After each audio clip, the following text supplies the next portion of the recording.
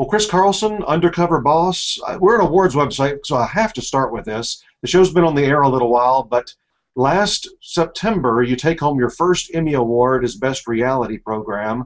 Tell us about that night for you. Yeah, that was very exciting, and it was actually a big surprise. I don't think I know I was surprised, and I think a lot of people associated with our show.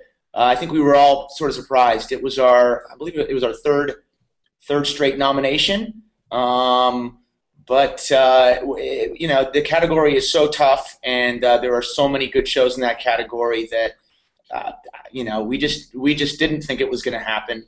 So it was a huge surprise, and we went up there, and it was a really surreal experience. I actually had to speak and give the acceptance speech because my boss Stephen Lambert and Eli Holtzman couldn't make it that evening. So it was me up there, and it was sort of out of body experience. I had to, I think I thanked everyone I was supposed to thank, but can't be sure. It didn't really. My speech didn't air, which I think is a good thing. I don't think I want to see that. Yeah, they do on those creative arts Emmys. They do a lot of quick shots, and they're edited and aired later, so you never know if your actual speech will make it on TV.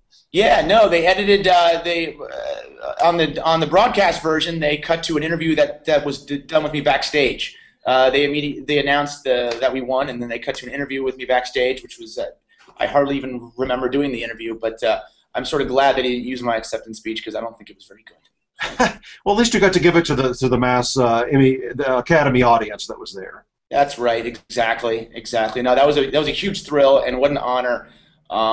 It's how often can that happen in someone's career? So it was a huge honor, and I think it was well deserved for the people that work on the show. It's really hard. It's a really tough show to produce. It's a really hard show to make, and I feel proud to work on it.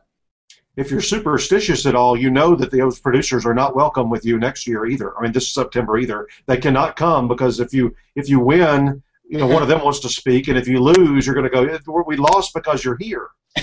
Yeah, there's actually a running joke that Eli Holtzman is the unlucky guy. Every time he shows up, we don't win, and of course, the one time he's not there, we won. So now we don't know what's going to happen. If we're nominated again this year, wow, there's going to be a big decision to make there. Well, it was a mixed bag of nominees against you, as it always is when you just combine and just say reality programs: Food Revolution, Antiques Roadshow, Who Do You Think You Are, Mythbusters, and Shark Tank. You can't get a wider variety of shows than that. Yeah, no, absolutely. And I sort of thought Shark Tank was going to take it. Shark Tank, sort of the ratings started out not as strong, and that it's just a show that sort of built, and the ratings really grew, and it gained in popularity. And I thought that was the show that was going to take it. It was its first time being nominated. I thought that was going to be the one. So yeah, it's a really tough category. Lots of great shows, and they're so different. Every show is so different. It's really hard to imagine that they're all in the same category together. What was your episode choice last year? What won you that Emmy Award? Yeah, we submitted the Checkers episode. That's right. I saw that one. What about that one made you selected, and why do you think that was something the voters really went for?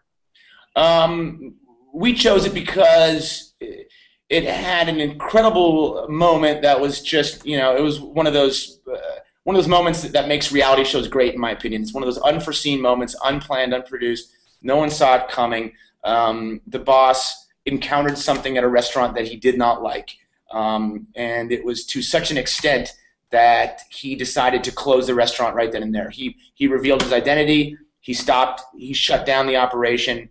He closed the restaurant. He drug all the employees out in the parking lot and just had this huge talk with them. People were crying. Nobody knew what was going on. He was just he was incensed as to what he saw at that store, and he had to stop it.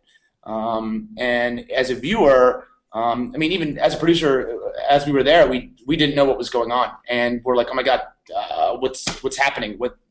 Why is he doing this? We didn't really see it coming. There wasn't an obvious build to that sort of moment. So I think as a viewer, you're watching and you're at the edge of your seat. You have no idea what's going to happen next, and all you know is that it's a definitely real, powerful moment.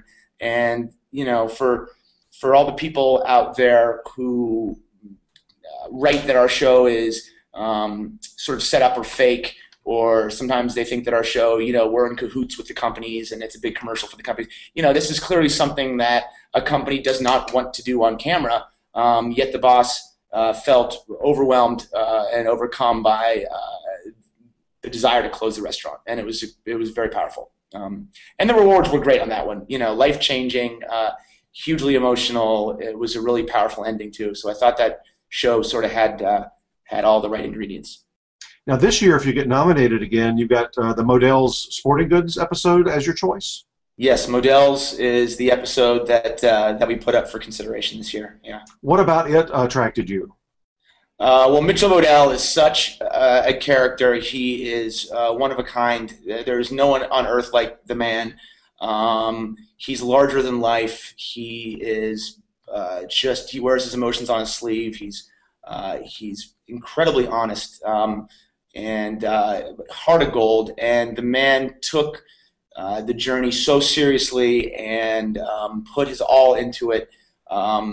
Was not afraid about getting emotional, and he went above and beyond with as far as the giving back to his employees is concerned. He made big company-wide changes. He went above and beyond in the show, and it was just one of the most entertaining episodes that we've ever made. When the show first started, compared to now, in terms of getting businesses and business owners to do this, what's the difference? I mean, when they had no idea who you were, what's the difference between then and now? Yeah, that's interesting. Back then we had to sort of, assure them that we were real and it's actually an operation that's on the up and up, and you can trust us, and we're great. And now that our brand is known and the show is very well known, yes, sometimes we have people who call us and want to be considered for the show. But I think also being popular also has some sort of setbacks too, because I think some companies see the show and they watch episodes like Modell, and they see how generous he is, and they all sort of think, do I have to give away $1 million too? I mean, I can't give away that kind of money. Or they watch an episode like Checkers and they think, I don't know, I don't want to close a restaurant on TV. That doesn't look like the show for me. It's still, it's not the easiest show on earth to do. So it still takes a very brave person to do our show, and it's still a very challenging show to book.